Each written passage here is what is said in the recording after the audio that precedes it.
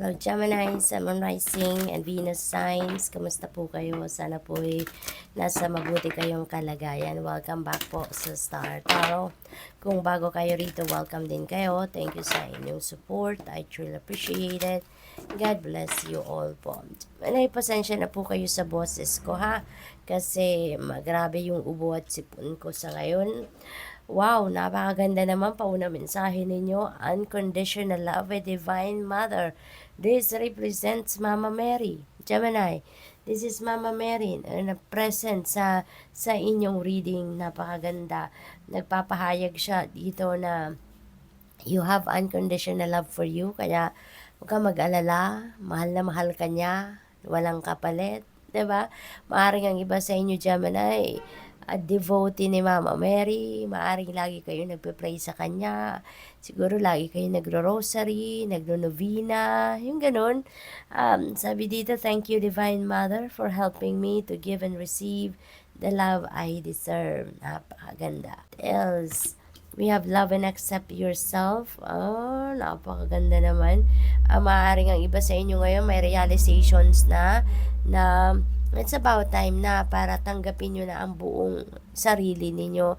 Kasi maaring meron kayong katangian, talents, gifts, siguro, or parte ng sarili ninyo na hindi kayo komportable na meron kayo nun. Whatever it is, no? For the longest time, siguro hindi ninyo matanggap yan. Hindi ninyo ma-recognize yan na parte yan ng sarili ninyo. Kaya ngayon, maaaring magkakaroon na kayo ng realization and you are going to learn to love and accept yourself entirely, which is really beautiful. We have you are protected by Archangel Michael. Napakaganda naman. Sabi dito, thank you Michael for surrounding me with your protective light. Okay? So, sinasabi sa inyo dito ni Archangel Michael na you are always protected, you're always safe, no? Kaya wag kayong mag-alala, you have nothing to fear, you have nothing to worry about, kasi lagi siyang nandyan, pinoprotektahan ka, lagi siyang nandyan, at He is keeping you safe, okay? What else? We have the miracle of prayer, Archangel Sandalphon. Thank you, Sandalphon, for delivering my prayers to heaven. Ayan, very miraculous din talaga, 'di ba? Ang prayer can move mountains, 'di ba? Kung very sincere ang pagdadasal natin, yan ay talagang minsan miracle na masasabi natin, kasi yung bang pagtaus puso ang pagdadasal natin, minsan binibigay agad, 'di ba? Binibigyan kasagutan agad tayo. And Archangel Sandalphon, siya yung archangel na parang messenger, no? Siya yung messenger natin. Para i-call on Archangel Sandalphon if you want your prayer to be heard right away, no? Yung ganon. Kaya, you can call on Archangel Sandalphon to send your prayers through him, di ba? Sa divine universe. What else? We have spiritual support. Dear angels, I allow you to support me as I grow to become more spiritually aware. Siguro ang iba sa inyo ngayon, Gemini, nag-aaral, no? Maybe nasa focus kayo ngayon ng inyong spiritual growth. Maaaring spiritual development ngayon ang pinagkakaabalahan ninyo. Maybe because nasa spiritual awakening journey siguro ang iba sa inyo, no? And you're feeling that support, no? Ng inyong mga angels and the rest of your spirit team. Siguro mas nagiging magaan ngayon ang pag-aaral ninyo, ang pag-iintindi ninyo sa mga bagay-bagay, no? So, we have change and transition. May mga pagbabagong magaganap sa buhay ninyo sa ngayon with the help of Archangel Azrael.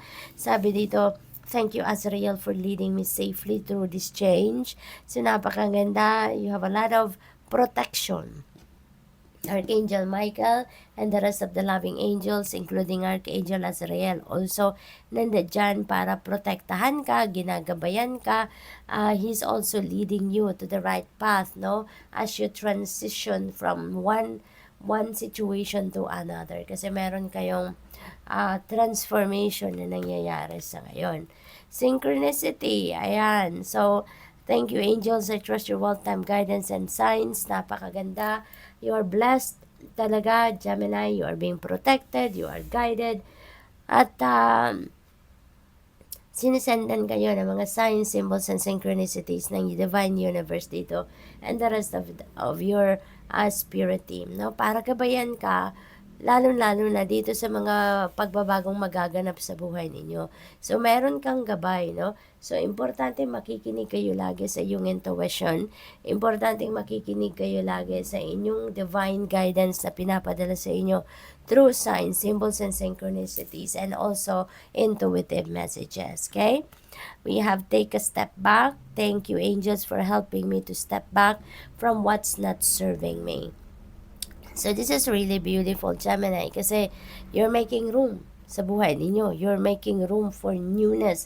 You are making room para sa mga bagong sitwasyon, bagong tao, bagong experiences.